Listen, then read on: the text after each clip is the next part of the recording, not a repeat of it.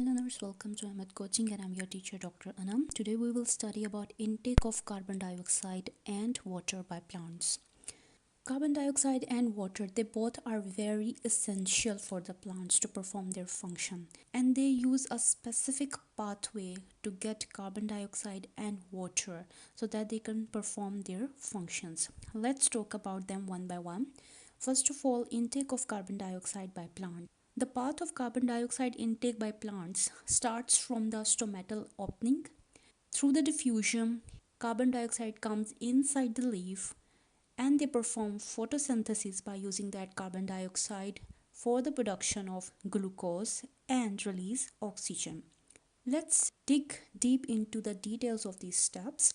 First of all, stomatal opening. The stomata, they are actually pores which are primarily located underside of the leaves. Here you can see we have the leaf structure. This is the upper side of the leaf and this is the lower side of the leaf. At the lower side of the leaf we have these structures. They are known as stomata. The stomatas, they are actually the opening through which the carbon dioxide it will take entry into the leaves. The opening and closing of stomata is controlled by a pair of guard cells, and the guard cells, they are going to open it or close it. Now the question is, how does this carbon dioxide moves? The carbon dioxide moves by the process of diffusion. It moves from an area of higher concentration, which is actually the atmosphere or the air, while inside the leaf the carbon dioxide concentration is very low. So the carbon dioxide, it will move from higher concentration to the lower concentration by the process of diffusion. So this is how the carbon dioxide is moving from the air or from the atmosphere to the inside of the leaf through the stomatal opening. Once it's inside the leaf, it's going to locate the chloroplast. The chloroplasts, they are present in the mesophyll cells. Here you can see this blue part here is the spongy mesophyll. After crossing the spongy mesophills, they are going to enter into the palisade mesophills. The palisade mesophills, as you can see, are green in colors. It means they contain chloroplast. So the final destination of this carbon dioxide is actually to reach the palisade mesophills so that they can take part in the process of photosynthesis. Now, talking about the photosynthesis, within the chloroplast, this carbon dioxide is going to participate in the Calvin cycle, which is a part of photosynthetic process.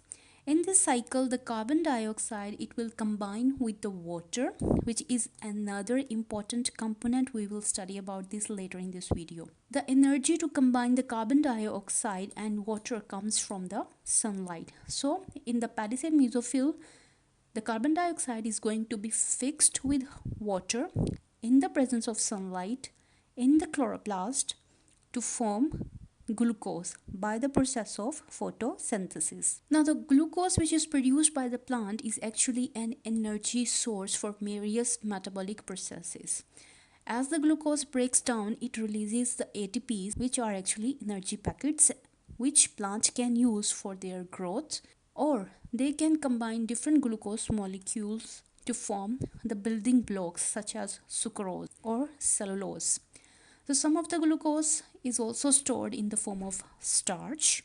The starch is actually a reservoir. For example, the starch in potato is actually a reservoir for the plant, which they use when they cannot perform the photosynthesis due to some environmental reasons. In the process of photosynthesis, not only the glucose is produced, but also the oxygen is produced. This oxygen is released back into the atmosphere through the stomata as a byproduct. So the stomatal opening, which is helping the carbon dioxide to come inside, is actually helping the oxygen to go outside into the air. And this oxygen is going to be utilized by the living organisms like human and animal in the process of respiration. So this is how the plants, they are going to take carbon dioxide from the air by the process of diffusion into the leaf cells, specifically in the palisade mesophills, which contains the chloroplast.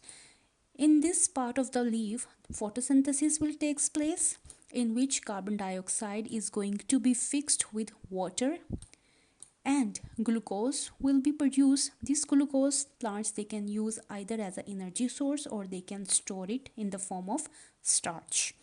Along with this, oxygen is produced which is released back into the environment through the stomata. Now let's study about the intake of water by the plants. The second important component which is required by the plant to perform photosynthesis is water. The path of water is entirely different from the carbon dioxide because plants take carbon dioxide from the atmosphere but water from the soil. So that is why the path of intake of water is different in comparison to the path taken by the carbon dioxide.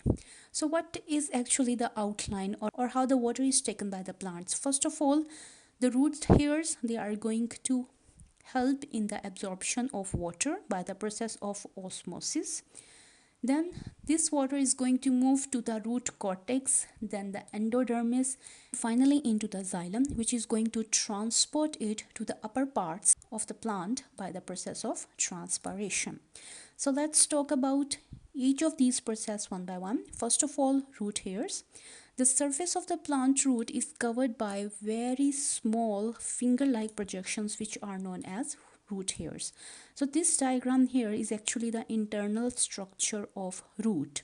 Here you can see these are the tiny finger-like projections which are known as root hairs. The root hairs they actually increases the surface area of the root so that the root it can penetrate more easily into the soil and can absorb as much water as it can.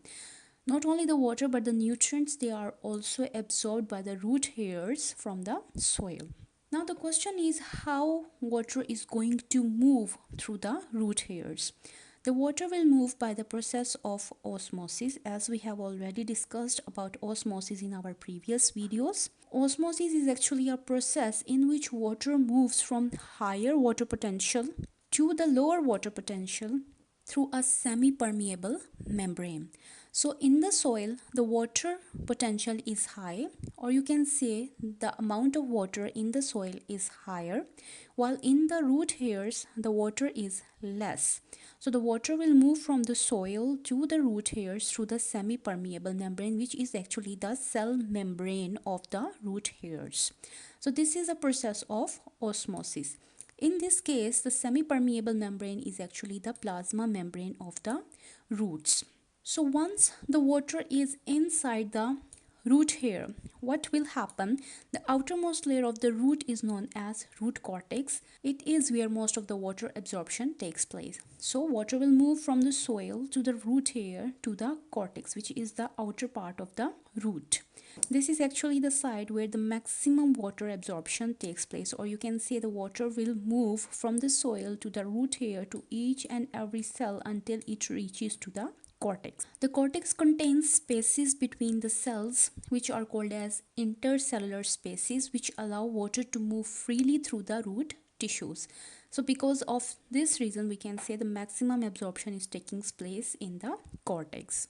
From the cortex, the water is going to move into the endodermis. Endo means inside. Dermis word is used for the skin. So this is actually the skin inside or inside skin of the root. This is actually a single layer of cells which is deeper within the root cells. Here we can see this is endodermis, or this red part here, it is endodermis, and we can see that it is a single layer and it is quite deep into the root hair cells. It is essential for regulating the flow of water and nutrients into the vascular tissues. The vascular tissues are actually xylem and phloem, but as we are talking about the water, so we are concerned about the xylem tissue. The Casparian strips, they creates a barrier that forces water and dissolved minerals to pass through the selectively permeable plasma membrane of endodermal cells, controlling which substances enter the vascular tissues. So here we have the Casparian strip. This Casparian strip is actually helping to filter out that which type of things should enter into the vascular tissues, which minerals should go, which substances should go. So this is actually like a checkpoint. From the endodermis, the water is going to enter into the xylem. this part here, this is xylem.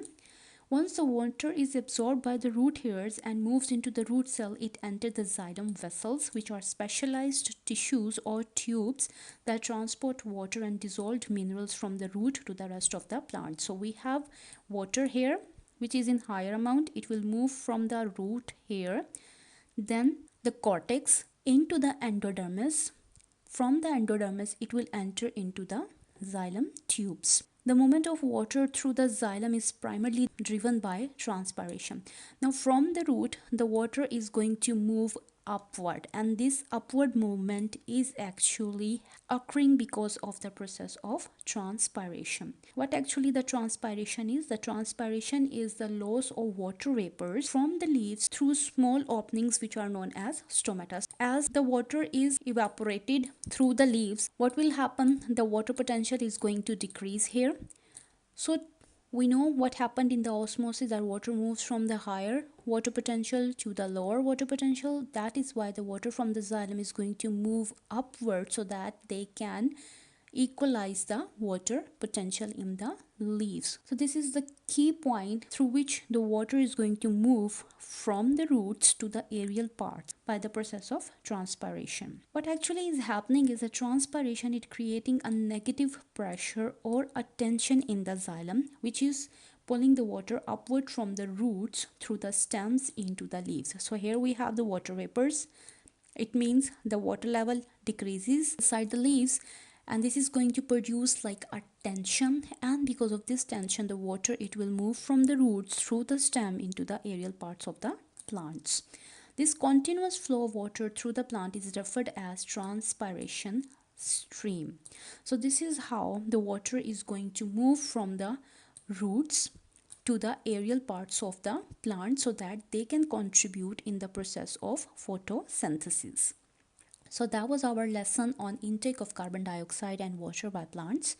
If you have any question related to this topic, let me know in the comment section, or if you have any suggestion for any other topic, also let me know in the comment section. I will see you in the next video.